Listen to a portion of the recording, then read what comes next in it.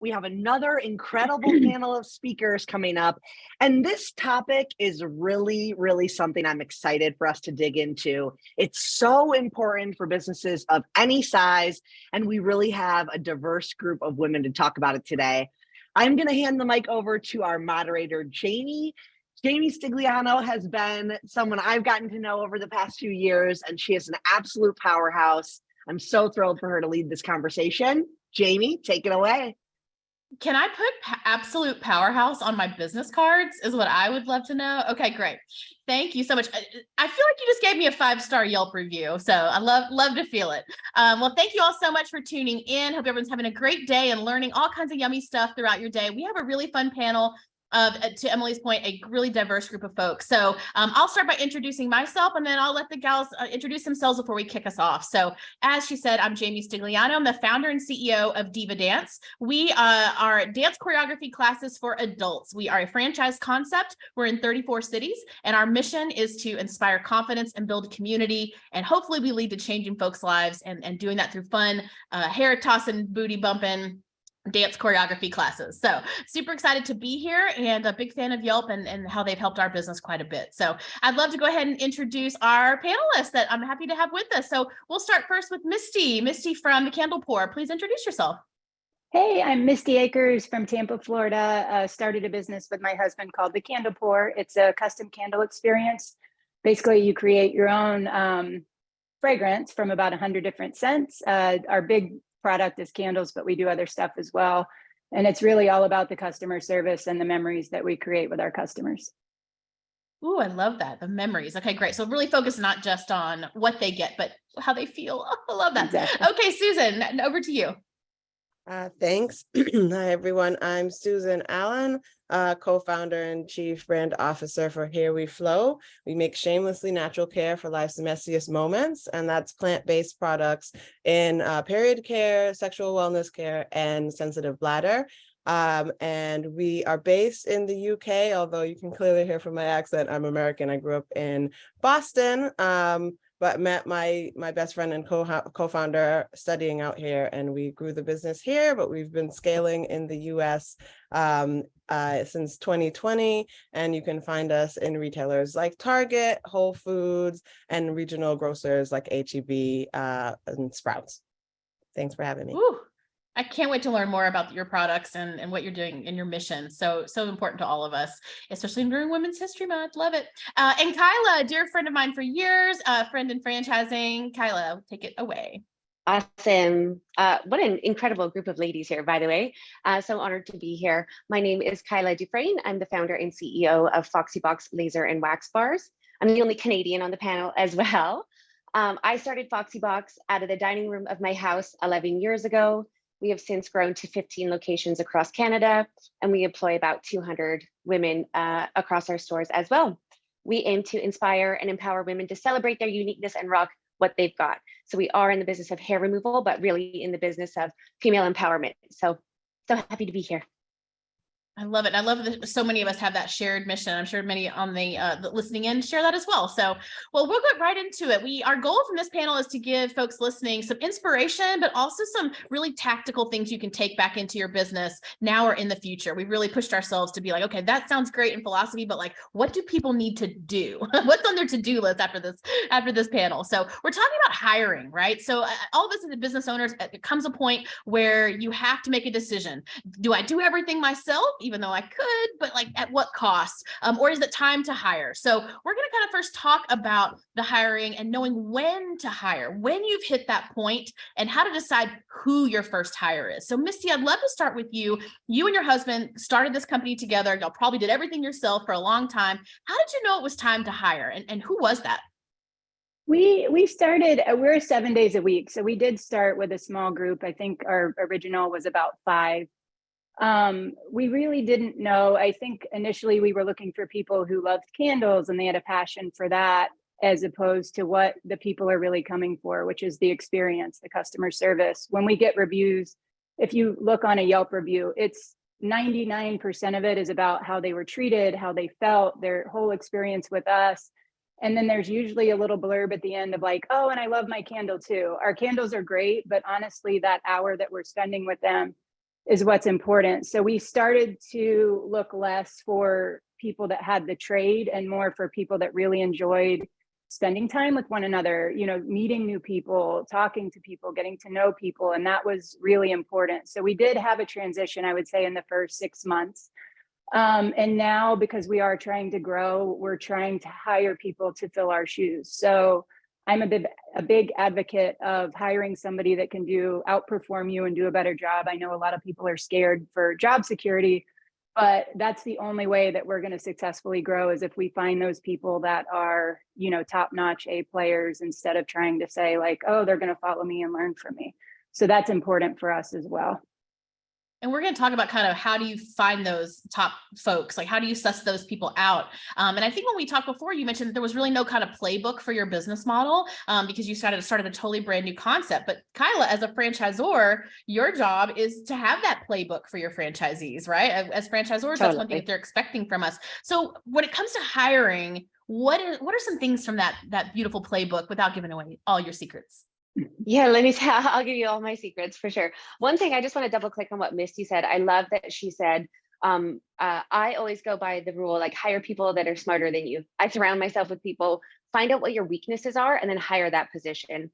So that's really important from the franchise side of things. For our headquarters suite, is what are your weaknesses, and then hire those out. Some of the things that we teach our franchisees are really be clear with who you want to align yourself with. So we have 3 qualities that you have to work to work at a Foxy Box. That's a positive attitude, empathy, and self-responsibility. If you don't have one of those qualities, you don't work at Foxy Box. So once you find out what those qualities are, that whether that's, you know, professionalism, humor, whatever that is, attainable to your business, find out ways to test for those in your trial shifts. And really just be clear on who you want to align yourself with. That's going to make things easier as well if you're having troubles with staff. So say someone's underperforming, or you're not sure on if they're the right fit, you just go back to those 3 things. Do they have these 3 qualities? Well, no, they show up late all the time, so they're not self-responsible. You've got your answer right there. So that makes hiring and firing really easy when you're clear on who it is that you want to align yourself with. So that's one of our tips. Real quick on that, Kyla, by the way, is I love that you guys landed on self-responsibility versus just punctual. Like, or like, that's so clear. What a good message for folks listening, is like, not just being like, oh, they're, you know, the general term of how they should be, but you all got very clear about it's self-responsibility. So I love that. Yeah. Awesome. We like that too. Awesome. That clarity. Another thing that we do as well, like I always tell all of my franchisees to constantly be looking for that next hire. So forward thinking.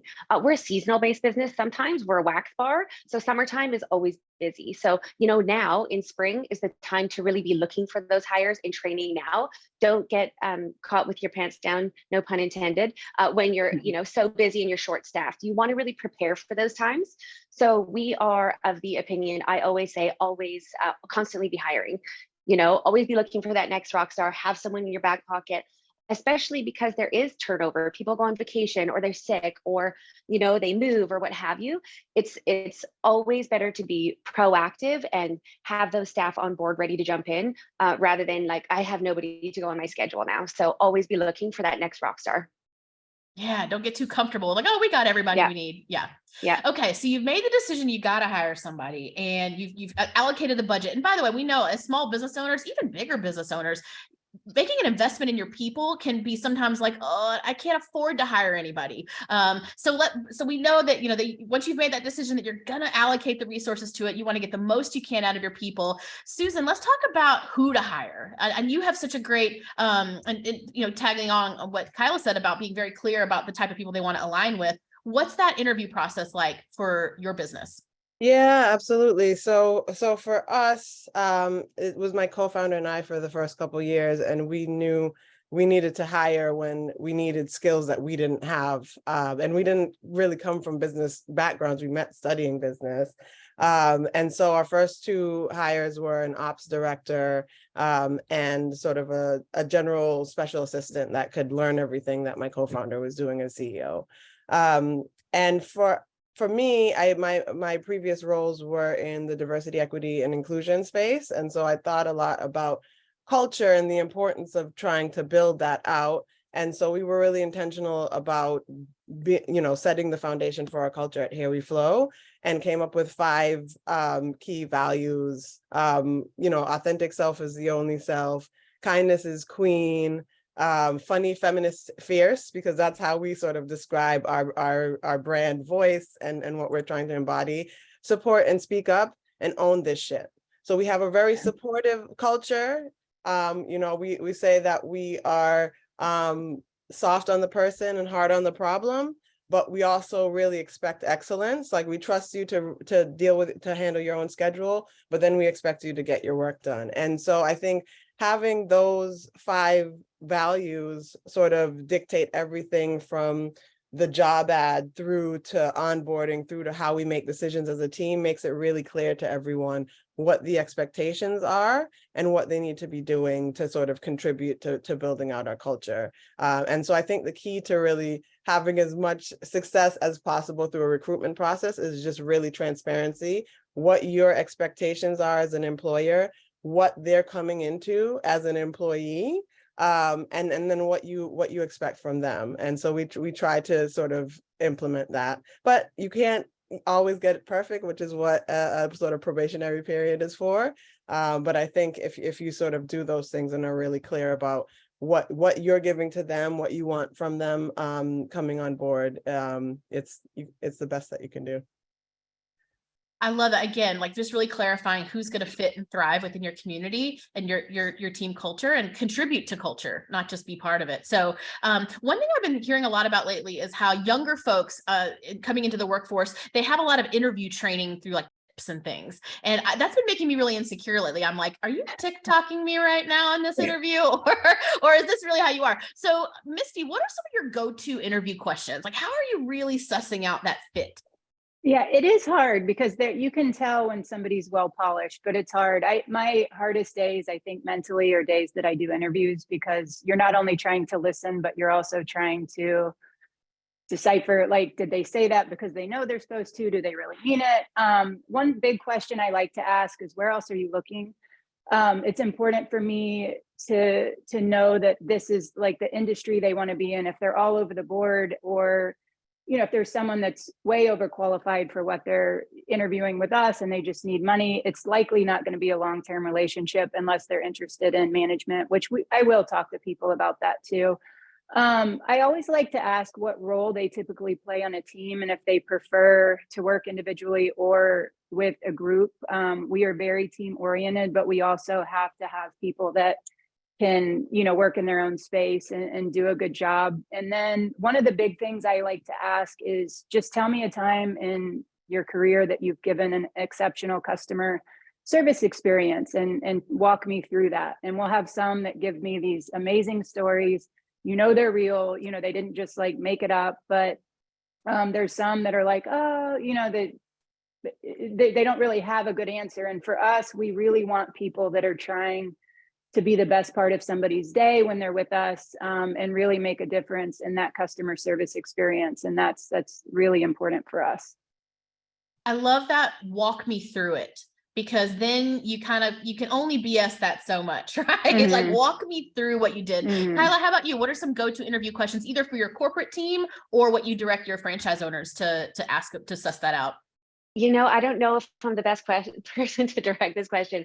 I haven't actually hired anyone in quite some time. We've systemized that for our management team, but maybe we'll pass the mic to Susan on this one. Hey, by the way, that means that you hired a great management team. I did. So you did something really right. You found those folks that align with that. So Susan, how about you? Some of your go-to. Right out of the equation. I don't know what I do anymore.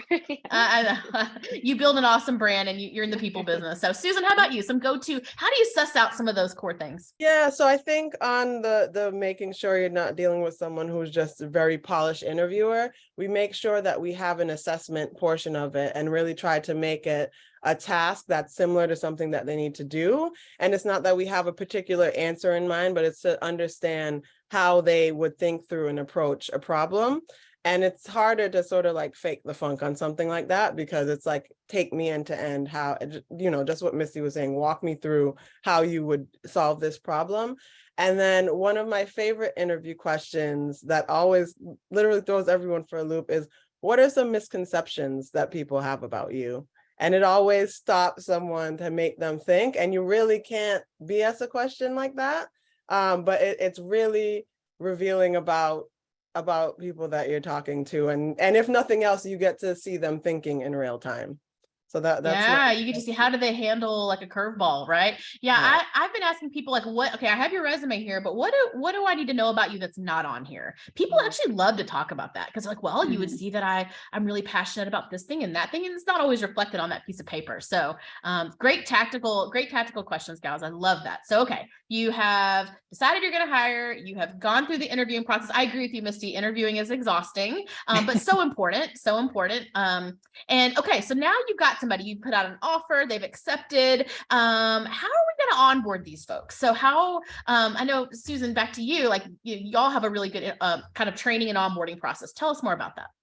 Yeah, so for every new Flow Babe, we put together 30, 60, 90-day program for them. And so the first 30 days is really making sure that they meet all the partners that they need to do their job successfully. So that's both internal team members, but also external folks that they need to meet, and making sure that we're transferring the relationship over, make it clear on what their role is and how they'll be working together. And then the next 30 days is a sort of a shadowing system where they have someone from the team who's doing something similar, something relevant along with them as they start to execute some of the tasks that they'll be doing and working on the projects.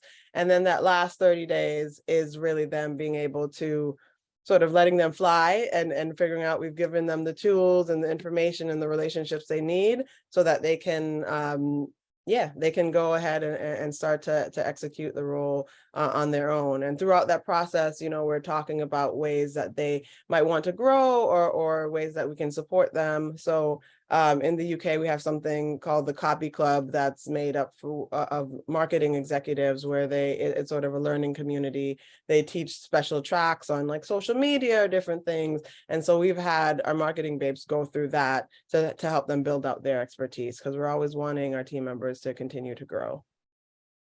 Yeah, and on that side, obviously you've kind of positioned your companies as having a certain culture. So how do you walk the talk? Kyla, tell me a little bit about, what is the experience when, like, how do you create a place people love to work? Especially when, from a laser and wax perspective, they could work other places and do that. So how do you keep people at Foxy Box?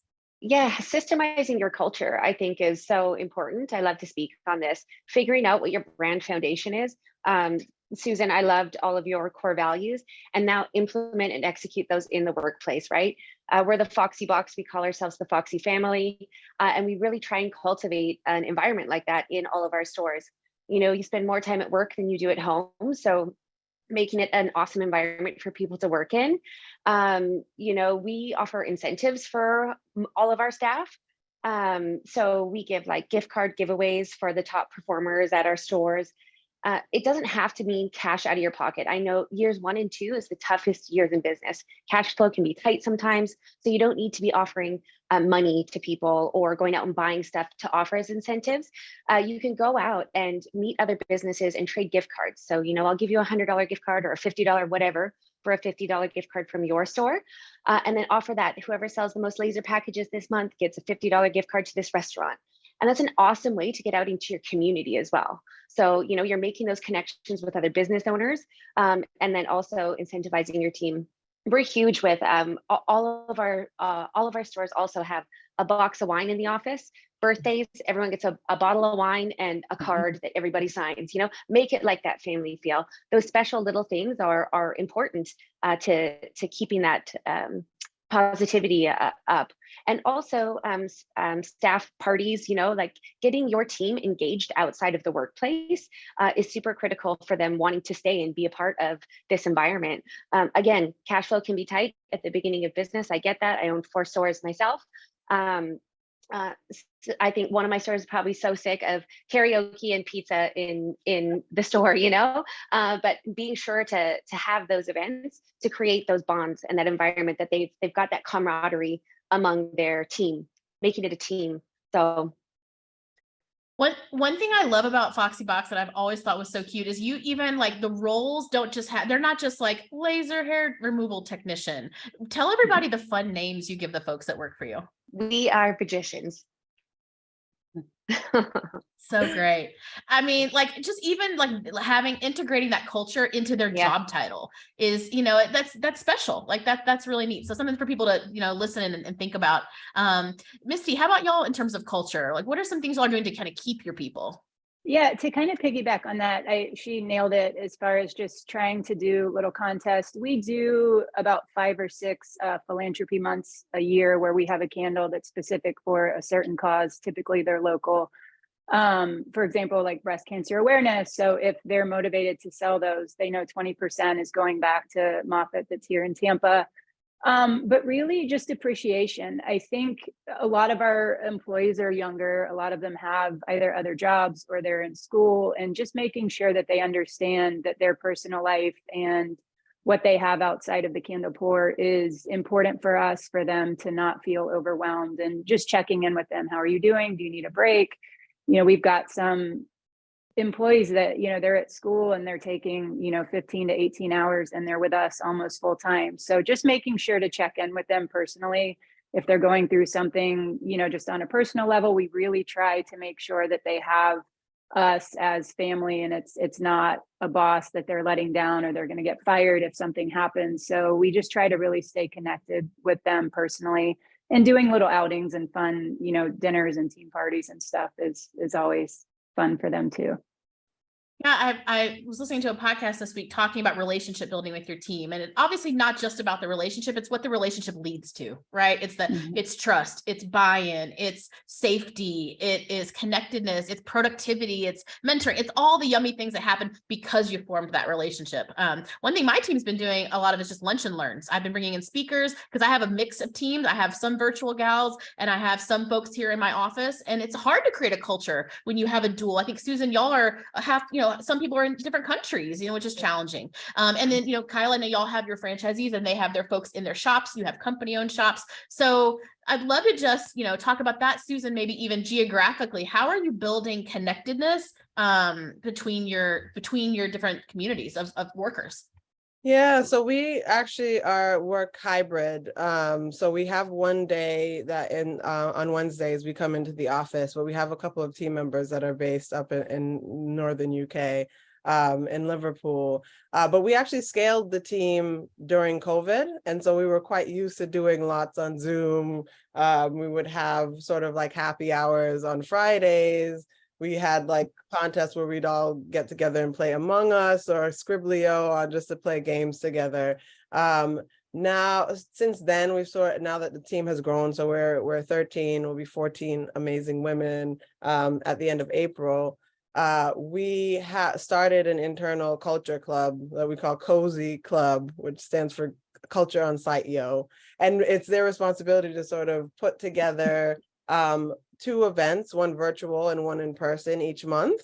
And so I was sharing on the call earlier that we all just went to the Lizzo concert here in London, and actually our UK sales manager that's starting with us next month was able to come, and it was just a great introduction for her to meet the team and sort of like what we're about. And the lunch and learn idea is actually fantastic, Jamie. We've named them Bled Talks, like TED Talks, where we make period care. We love a terrible pun at We Flo. But it's a great opportunity for people to sort of find something that they're an expert in that you wouldn't know about otherwise. And so we had one on sort of like shopping, getting discounts. So she took us through all the different ways that you can save money and get discounts on shopping. Someone else did it on bioplastics. Like, we're really big on sustainability. And so she made her own bioplastic and sort of taught us how to do that. And so it's just a great opportunity to learn more about the team members, but also continue to sort of grow and shape the culture together. Yeah, I love that. And that speaks to what Misty said, is that we know that the candle pour is not their only commitment. DivaDance, same thing. I know this is not the only thing that matters to them in their life. So that celebrates that. Okay, before we go, we have one audience question, but before we do that, listen, we all know sometimes you got to say goodbye to people. So let's just give the folks just a couple, Misty, what's one tip that you have when, you may have to say goodbye to someone who's not a fit? Yeah, it sounds harsh, but I would say in all fairness to yourself and employees, hire slow, fire fast. Meaning if somebody is not the right fit, give them the opportunity to go somewhere else and find a place that is. I've even helped people go, when they just know this is just not the fit for me, this isn't the environment. I'm not, thriving in it, and I want to do good. So I think if there's anything that I've learned as far as hiring, that's been the go-to for me, is not to accept somebody just to fill a seat, because you're going to have problems down the road. And then if somebody is not the right fit, give them an opportunity. It doesn't mean you just ditch them, make sure you've done everything to give them the tools needed, and then make that decision to let them go. And they should not be surprised by any means. Yeah. And one thing on that too is, like, I know sometimes the reason we hire people is because we're really busy and we have a lot of things to do. So we're so eager to get them in, but giving them a good experience and really creating space to give them that. So Susan, how about you? When you realize it's not a fit, any personal philosophy on saying goodbye to folks? Yeah, I think it's just what Misty said. The biggest thing is you don't want it to be a surprise for them. So that's where the 30, 60, 90 day for us is really clear, because you're checking in sort of like in that first month once a week, and once you get to the second and third months, you're checking in bi-weekly. And so they know where their performance is and whether it's meeting up or not. And it's just what you're saying. I want to help you get to where it is that you should be. This isn't the right match here. And so, we're happy to say that we haven't had any regretted leavers, but it's never fun to tell someone that it's time to go. But I think it's usual sort of a mutual decision, because no one likes to be in a role where they're not feeling like they're being successful either. Totally. One thing to add on that. Oh, yeah. Oh, sorry. Please. Just really quickly, is in my past life when I was like national sales director, I learned that having the sales team actually do their own reports, send their numbers, was super helpful, because typically if they were underperforming, they already were telling you what they were going to do to improve. And I found that to be so helpful for them. It's less of a stress for them, and knowing that, like, oh gosh, I know what's coming, instead of like, here is where I know I'm falling and this is what I'm doing to make it up. And I find that gives them a little empowerment as well, that they appreciate. So true. That's a great idea, to just have them put their own numbers out there, so they have to face them too. So they can't hide. I love it. All right. We have one question from the audience we want to throw out there before we wrap up. And Kyla, I'm going to send this to you, because I'm sure you'll have something really yummy to say about this.